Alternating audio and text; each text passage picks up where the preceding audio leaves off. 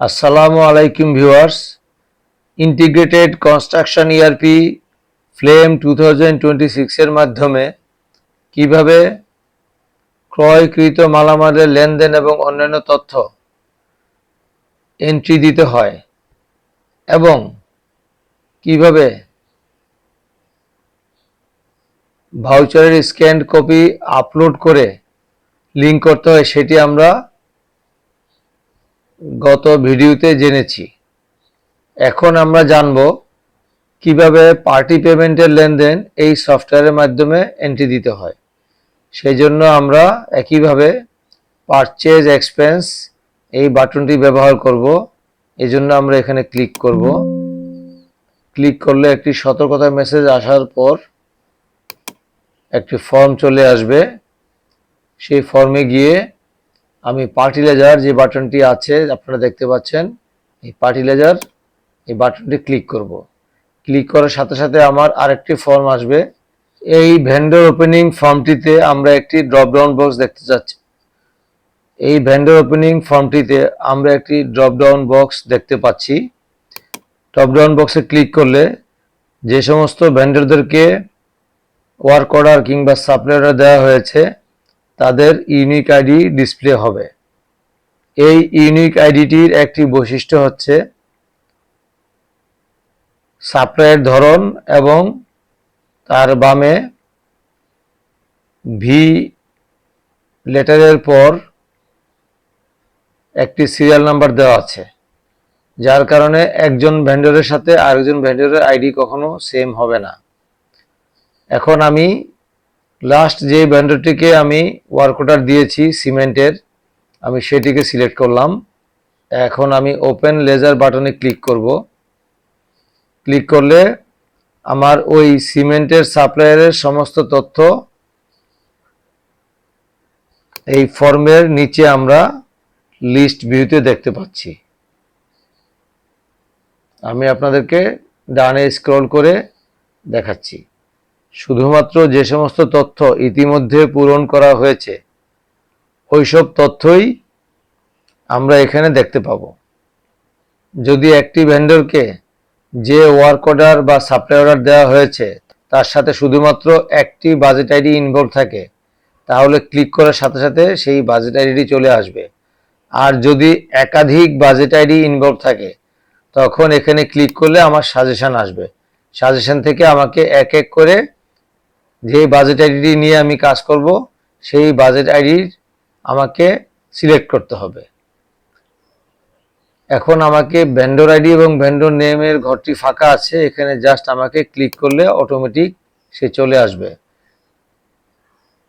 আমি একটু আপনাদের দৃষ্টি আকর্ষণ করতে চাই, এটি শুধুমাত্র ওই পার্টিকুলার ভেন্ডরে যখন প্রথম ফর্ম ওপেন করব শুধুমাত্র তখন এই দুইটি ঘর ফাঁকা থাকবে, কিন্তু পরবর্তীতে যখন আমি অন্যান্য লেনদেনগুলি এই একই পেজে করতে থাকব তখন আর এটি আমাকে ক্লিক করে আনতে হবে না, তখন অটোমেটিক আসবে। এখানে আমি সিমেন্টের সাপ্লায়ারের নাম মিস্টার আর আর জাস্ট ট্রায়াল দেওয়ার জন্য লিখেছি। এটা যে কোনো অন্য নাম হতে পারে, করিম, রহিম, জব্বার, যে কোনো কিছু হতে পারে। আমাকে এখানে ফাইন্যান্সিয়াল ডিডাকশনসগুলি উল্লেখ করতে হবে। সে ট্যাক্স যদি আমি কাটি 1%, সেটা আমি এখানে সিলেক্ট করব। ভ্যাট ডিডাকশন এট সোর্স যদি সেটাও আমার কাটার প্রয়োজন থাকে, সে 4% ডিডাক্ট করব। এটা যে কোনো পার্সেন্ট হতে পারে, depends on government regulation. Retention money এটাও ভেরি করতে পারে, সে আমি 5% ডিডাক্ট করব। তাহলে মোট এখানে 4 আর 1 5 আর 5 মোট 10%-এর মতো টোটাল ডিডাকশন হবে। এখন আমার ওয়ার্ক অর্ডার কোয়ান্টিটি ছিল 100 ব্যাগ সিমেন্ট। আমি এখানে 480 টাকা করে তাকে ওয়ার্ক অর্ডারের রেট উল্লেখ করেছি। তার টোটাল ওয়ার্ক অর্ডার ভ্যালু হচ্ছে 48,000 টাকা। আমরা ধরে নিই যে সে পার্শিয়াল সাপ্লাই দিয়েছে, তা আমি 50 ব্যাগ আমি সাপ্লাই অর্ডারে বসাচ্ছি। এখানে এন্ট্রি ডেট দিতে হবে, আজকে ডেট দিলাম। রিমার্কসে কিছু লিখতে চাইলে লিখব, প্রয়োজন না হলে লিখব না। অ্যাডভান্স অ্যামাউন্ট যেহেতু দেওয়া হয় নাই 0, অ্যাডজাস্টমেন্টও 0 হবে। এই ঘর দুটি ফাঁকা রাখা যাবে না, কোনো সংখ্যা উল্লেখ করার মতো না থাকলে 0 বসাতে হবে। পেমেন্ট স্টেপস, সে আমরা একটা ক্রেডিট পারচেজে ক্রয় করেছি, পেমেন্ট আমি ক্রস চেকের মাধ্যমে দিব। সে এটা 1 মান্থ ক্রেডিট, সে এটা 1 মান্থ ক্রেডিট ছিল। এখানে ক্লিক করলে আমার পেমেন্ট রেফারেন্সের হাইপারলিংক ক্রিয়েট হয়ে যাবে। পেমেন্ট বাই সাধারণত কর্পোরেট পারচেজ হেড অফিসের মাধ্যমে হয়ে থাকে, হেড অফিস সিলেক্ট করলাম। আমার সমস্ত তথ্য পূরণ করা হয়ে গেল। এখানে বামে একটি কমান্ড বাটন দেখতে পাচ্ছি, এখানে কার্সর ধরলে নিচে একটি নোট আসছে, নোটটি আপনারা খেয়াল করবেন। আমার যদি আগে থেকে ভাউচার বা পেমেন্টের রেফারেন্স স্ক্যান করা থাকে সেই ক্ষেত্রে আমি এই বাটনটি ইউজ করতে পারবো। আর যদি আমি এই ফর্মটি এন্ট্রি করার আগে স্ক্যান না করা থাকে তাহলে এইটা আমি ইউজ করব না। আমি এখানে ক্লিক করে আমি লিংক ক্রিয়েট করব এবং পরবর্তীতে স্ক্যান করে আপলোড করব। প্রথমে আমাকে সমস্ত ইনপুট সম্পন্ন করার পরে ক্যালকুলেট বাটন প্রেস করতে হবে। ক্যালকুলেট বাটন প্রেস করার পরে একটি কনফার্মেশন মেসেজ আসবে, please see draft calculation in list view, if no change is needed click submit, else re-enter data and repeat process. Calculate button press করার পরে যে draft ক্যালকুলেশনটি দেখাবে সেটি আমাকে এই মেসেজে বলা হলো। এখন আমরা ড্রাফট ক্যালকুলেশনটি বাম থেকে ডানে স্ক্রল করে দেখে নেই। আমার এই ভেন্ডরের সাপ্লাই ভ্যালু এই মুহূর্তে কত সেটা আমরা দেখব। তাকে ওয়ার্ক অর্ডার দেওয়া ছিল 100 ব্যাগের, 100 ব্যাগের দাম ছিল 48,000 টাকা। এখন সে 50 ব্যাগ সাপ্লাই দিয়েছে, সো 50 ব্যাগের সাপ্লাই ভ্যালু হচ্ছে 24,000 টাকা। এই 24,000 টাকা থেকে আবার ডিডাকশন আছে,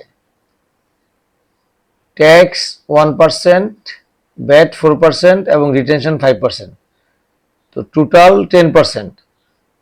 24,000 টাকা 10%, 2,400 টাকা। 24,000 থেকে 2,400 টাকা বিয়োগ করলে তার বিল পাওনা থাকে 21,600 টাকা, যেটা আমরা এখানে বিল পেইড অবলিক রিকোয়ার পেমেন্ট এটা আমরা দেখতে পাচ্ছি 21,600 টাকা। সুতরাং আমার হিসাব ঠিক আছে। একটু ডানে স্ক্রল করে যাই, আমরা এখানেও দেখতে পাচ্ছি টিডিএস 240, বিডিএস 960, রিটেনশন সিকিউরিটি 1200, তো টোটাল 2,400 টাকা তার ডিডাকশন। এখন এটা বাদ দিলে আমার বিল টু পে আসে 21,600 টাকা। আমি এই যে নিচে কলামেও দেখতে পাচ্ছি তার বিল টু পে 21,600 এবং এই যে আমরা নিচে বিল টু পে এর কলামে, এই যে আমরা বিল টু পে কলামের নিচে দেখতে পাচ্ছি তার পাওনা হচ্ছে 21,600 টাকা, তাকে পেমেন্ট দিতে হবে 21,600 টাকা। এবং আমরা এখানে যে টেক্সটের ফিল্ড আছে সেখানে একই অ্যামাউন্ট দেখতে পাচ্ছি। আগের কোনো বিল পেন্ডিং আছে কিনা, নাই। এখানে বিল পেন্ডিং 0 দেখাচ্ছে, তার মানে সে এই মুহূর্তে আমার কাছে 21,600 টাকা পায়। আমি যদি 21,600 টাকা তাকে দিয়ে দেই তাহলে আর কোনো পেন্ডিং থাকবে না। এখানে এই 21,600 টাকা প্রদান করলে আমার ডেবিট 21,600 টাকা অটোমেটিক্যালি আসবে, ক্রেডিট আসবে 2,400 টাকা।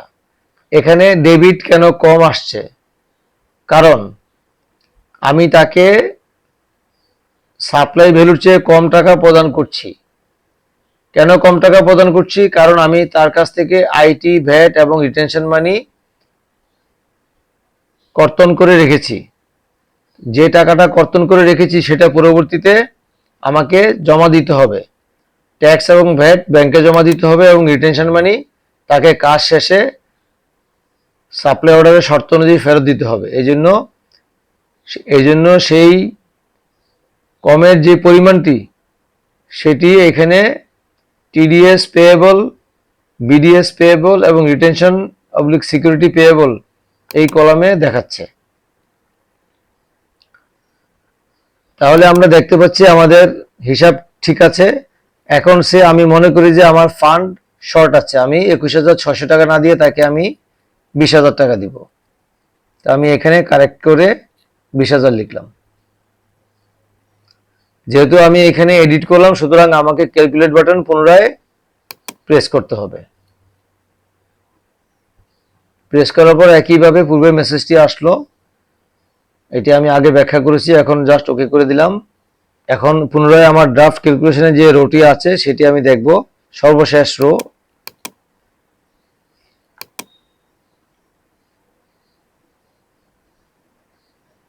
আমরা দেখতে পাচ্ছি তার সাপ্লাই ভ্যালু 24,000 টাকা ঠিকই আছে, বিলও তার ডিউ 24,000 টাকা কর্তন ব্যতীত। কর্তন করার পরে তার বিল পাওনা হয় 21,600 টাকা। যেহেতু আমি বিল পেইড টু ভেন্ডর আমি এখন কমিয়ে 20,000 টাকা করেছি, এই জন্য এটা 20,000 টাকা এসেছে এবং এই কারণে আমার বিল পেন্ডিং চলে আসবে 1,600 টাকা। আমার হিসাব ঠিক আছে। এখন আমি সাবমিট বাটনে ক্লিক করব।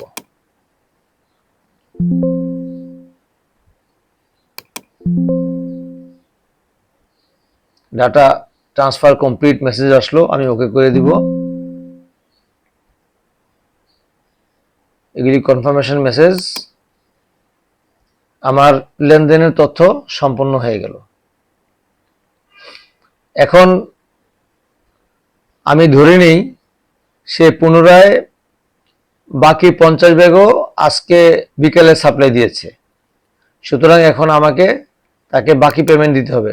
একইভাবে আমি ক্লিক করলাম এবং আমার সমস্ত প্রয়োজনীয় তথ্য চলে আসলো এবং আমরা দেখতে পাচ্ছি টিডিএস, বিডিএস এবং রিটেনশন মানি, যেটি আগে আমরা এন্ট্রি দিয়েছিলাম, যেহেতু একজন ব্যক্তির ক্ষেত্রে এটা সাধারণত একটি ফাইন্যান্সিয়াল ইয়ারে বা একটি ওয়ার্ক অর্ডারে পরিবর্তন হবে না, সুতরাং এটা অটোমেটিক প্রথমবার এন্ট্রি করার পরে পরবর্তীতে চলে আসবে। আমরা এখানে এন্ট্রি ডেট দিব, অ্যাডভান্স যেহেতু নাই 0, এটা 0, এটাও 0। 50 ব্যাগ সাপ্লাই দিয়েছে। পূর্বের ন্যায় আমরা সমস্ত তথ্য ফিল আপ করছি।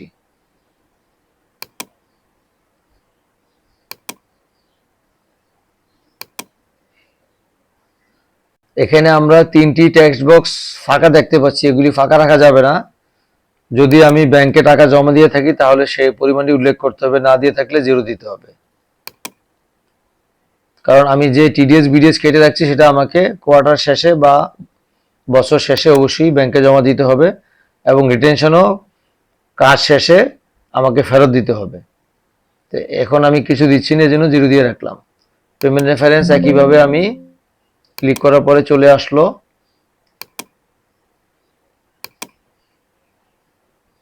পুনরায় আমি ক্যালকুলেট বাটনে প্রেস করব।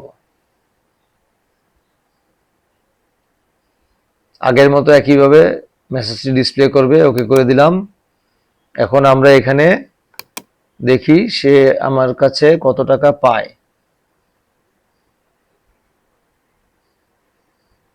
বিল টু পে 23,200 টাকা। আমার বর্তমান সাপ্লাই বেড়েছিল 24,000 টাকা।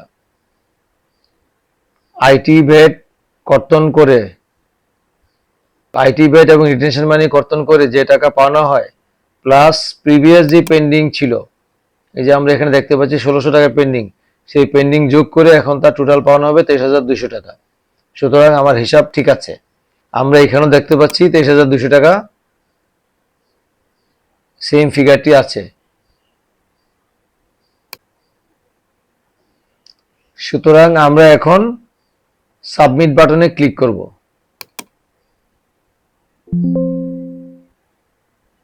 এখানে লেখা আসলো ডাটা ট্রান্সফার কমপ্লিটেড সাকসেসফুলি, ওকে করে দিব। আবার ওকে করে দিলাম। একইভাবে কনফার্মেশন মেসেজগুলি আসলো। আমি একটি বিষয় আপনাদেরকে হাইলাইট করতে চাই, আপনারা নিশ্চয়ই খেয়াল করেছেন যখন আমি ক্যালকুলেট বাটনে প্রেস করেছিলাম তখন সংশ্লিষ্ট রোয়ের ট্রানজ্যাকশন আইডির সেলটি ফাঁকা ছিল। যখন আমার ট্রানজ্যাকশন কমপ্লিট হয়ে যাবে তখন ওই সংশ্লিষ্ট রোয়ের এই কলামটি আর ফাঁকা থাকার সুযোগ নেই এবং সে অটোমেটিক্যালি একটি ট্রানজ্যাকশন আইডি দিয়ে এটিকে ফিল আপ করে দিচ্ছে।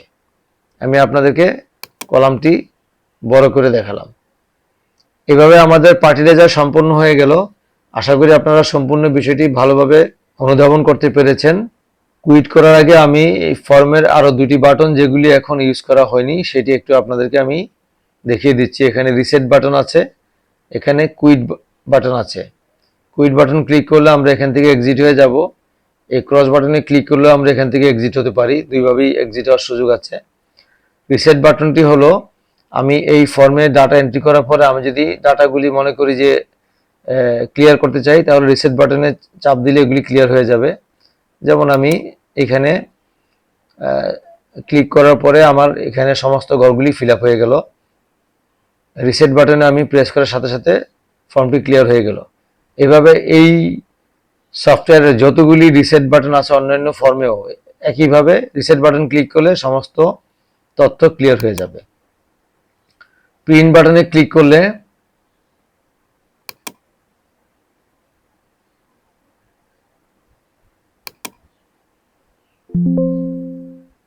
আমি যে তথ্যগুলি কোনো একটি পার্টিকুলার ভেন্ডরের ক্ষেত্রে প্রদান করেছি সেগুলির একটি ভিউ চলে আসবে এবং এটি এখানে পিডিএফ ফরম্যাটে চলে এসেছে। আমি ইচ্ছা করলে এটিকে প্রিন্ট নিয়ে হার্ড কপি আর্কাইভ করে রাখতে চাইলে রাখতে পারবো। প্রিন্ট বাটনে ক্লিক করলে আমার প্রিন্টের অপশন চলে আসবে এবং আমি এটি প্রিন্ট করে রাখতে পারবো। এক্ষেত্রে আমার এখন যেহেতু কোনো প্রিন্টার কানেক্টেড নাই সেজন্য একটু এরর দেখাচ্ছে। তারপর এরকম একটি ভিউ আসবে। এখন প্রিন্ট ক্লিক করলে আমার যদি প্রিন্টার কানেক্টেড থাকে অটোমেটিক্যালি প্রিন্ট হয়ে যাবে। কোন লোকেশনে গিয়ে আমার প্রিন্টের কপিটি ডাউনলোড হয়েছে সেটির পাথ দেখাচ্ছে। আমরা ওকে করে দিলাম। আমি একটি জিনিস মিস করেছি, আমরা এখানে যেই প্রজেক্টের জন্য আমরা লেনদেনটি সম্পন্ন করছি ইচ্ছা করলে সেই প্রজেক্টের নাম এখানে এন্ট্রি দেওয়ার সুযোগ আছে। এভাবে আমাদের পার্টি পেমেন্টের সমস্ত তথ্য কিভাবে ইনপুট দিতে হয় সেগুলি আমরা বিস্তারিত দেখতে পেলাম। এর মাধ্যমে আমাদের সফটওয়্যারের পারচেজ এক্সপেন্স বাটনের যেসব ফাংশন আছে মোটামুটি সবগুলি কভার করা হলো। তবে লায়াবিলিটি সামারি মনে হয় আমি বলতে মিস করেছি। এটা ক্লিক করলে কি হয় সেটা একটু আপনাদেরকে দেখাই। একটি পার্টিকুলার প্রজেক্টে কোনো পার্টিকুলার ভেন্ডর কত টাকা আমার কাছে পাবে সেটি আমরা এক সামারি আকারে দেখতে পাবো। আপনারা এখানে দেখতে পাচ্ছেন এখানে একাধিক ভেন্ডর, এক একটা রো এক একটা ভেন্ডরের পার্টিকুলার আইটেমের এগেনস্টে তার সমস্ত তথ্য এখানে দেখাচ্ছে। পার্টি লেজার ফিল আপ করার বিষয়ে আলোচনা করতে গিয়ে আমরা সিমেন্ট ভেন্ডরের আজ মোট দুটি এন্ট্রি নিয়ে আলোচনা করেছি। আমরা সেই দুটি এন্ট্রি একটু টেবিলে দেখে নিচ্ছি। দুটিরই বিল অ্যামাউন্ট ছিল 24,000 টাকা করে, কিন্তু আমরা প্রথমটিতে পেমেন্ট দিয়েছিলাম 21,600 এবং দ্বিতীয়টিতে আমরা পেমেন্ট দিয়েছি 23,200। যখন আমরা 21,600 টাকা পেমেন্ট দিয়েছিলাম তখন 1,600 টাকা বিল পেন্ডিং ছিল। পরবর্তীতে যখন সে আবার 50 ব্যাগ সাপ্লাই দিল তখন কর্তন বাদ দিয়ে এবং পূর্ববর্তী পেন্ডিং বিল অ্যাড করে তার যেটা পাওনা হয় সেটা ছিল 23,200 টাকা। সেটা আমরা এখানে পরিশোধ দেখিয়েছি, তাই এখন আর কোনো তার বিল পেন্ডিং নাই। কোনো একটি পার্টিকুলার ভেন্ডরকে যত পেমেন্ট দেওয়া হবে সেটা যেমন তার ইন্ডিভিজুয়াল লেজারে সংরক্ষিত থাকবে একইভাবে সেটা মূল অ্যাকাউন্টিং সিস্টেমে অবশ্যই ইন্টিগ্রেট হতে হবে, না হলে আমরা কোনো প্রকল্পে টোটাল খরচ সম্পর্কে জানতে পারবো না। এখন আমার এই দুটি এন্ট্রি মূল অ্যাকাউন্টিং এ অন্তর্ভুক্ত হয়েছে কিনা সেটা একটু আমরা দেখব। এজন্য আমরা প্রথমে এই ফর্মটি থেকে বের হয়ে যাব। বের হয়ে গিয়ে আমরা ড্যাশবোর্ডে গিয়ে পুনরায় পারচেজ এক্সপেন্স বাটনটি ক্লিক করব। ক্লিক করার পরে আমাদের ভাউচার এন্ট্রির যেই ইনপুট ফর্ম সেটি আসবে। সেখানে অল ট্রানজ্যাকশন লগ নামক একটি কমান্ড বাটন আছে, এটিতে আমরা ক্লিক করব। এটিতে ক্লিক করে এখন আমরা দেখি বিল পেইড অ্যামাউন্ট। এই যে আমরা এখানে দেখতে পাচ্ছি 24,200, এখানেও 24,200। ডেবিট গিয়ে 20,000, পরের আইটেমে ডেবিট গিয়ে 23,200। যেহেতু আমরা কর্তন বাদ দিয়ে বাকিটা পেমেন্ট দিয়েছি, এই জন্য ডেবিট অ্যামাউন্টটা কম, কিন্তু তার দুই ক্ষেত্রেই বিল অ্যামাউন্ট ছিল 24,000 টাকা করে। এখন তার যে কর্তনগুলি আমরা করেছি সেগুলি যখন আমরা আবার যে ক্ষেত্রে যেটা প্রযোজ্য, যেমন ইনকাম ট্যাক্স এবং ভ্যাট ব্যাংকে জমা দিতে হবে, এবং তার রিটেনশন পেয়েবল ওয়ার্ক অর্ডার বা সাপ্লাই অর্ডারের মেয়াদ শেষে তাকে ফেরত দিতে হবে, তখন আমার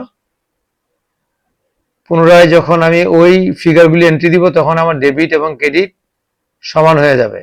তাহলে মোট কথা এটা দাঁড়ালো যে আমার ডেবিট ক্রেডিট তখনই সমান হবে যখন আমি আমার যত টিডিএস পেয়েবল, ভিডিএস পেয়েবল এবং রিটেনশন মানি পেয়েবল এগুলি যখন আমি ক্লিয়ার করে দিব তখন আমার ডেবিট এবং ক্রেডিট সমান থাকবে। তার আগ পর্যন্ত আমার ডেবিট এবং ক্রেডিটে একটু তারতম্য থাকবে, কিন্তু যে পরিমাণ আমার পেমেন্ট পকেট থেকে চলে গেছে বা লায়াবিলিটি তৈরি হয়েছে সেটা আমার বিল পেইড অ্যামাউন্ট এই কলামে আমাকে শো করবে। যেমন আমার এখানে 24,000 টাকা বিল অবলিক পেইড অ্যামাউন্ট আসছে, তার মানে হচ্ছে এটা হয় বিল অ্যামাউন্ট অথবা পেইড অ্যামাউন্ট। যখন ডাইরেক্ট পারচেজ করব সেক্ষেত্রে এটা হবে পেইড অ্যামাউন্ট, আর যখন আমার এটা ক্রেডিট পেমেন্ট হবে তখন এটা বিল অ্যামাউন্ট হবে। এটা পেইড অ্যামাউন্টের চেয়ে সামান্য কম হতে পারে, কতটুকু কম হবে সেটা ডিপেন্ড করবে যদি আমার কোনো কর্তন থাকে, যে কর্তন যেমন যেটা আমি একটু আগে বললাম টিডিএস, বিডিএস এসব। মোটামুটি পার্টি লেজার কিভাবে ফিল আপ করতে হয় এবং এটার আনুষঙ্গিক বিষয়াদি সব আলাপ করলাম। আশা করি বিষয়টি আপনাদের কাছে অত্যন্ত পরিষ্কার হয়েছে। আমাদের আজকের ভিডিওটি এখানেই শেষ। এতক্ষণ আমার সাথে থাকার জন্য আপনাদেরকে অনেক ধন্যবাদ। আল্লাহ হাফেজ।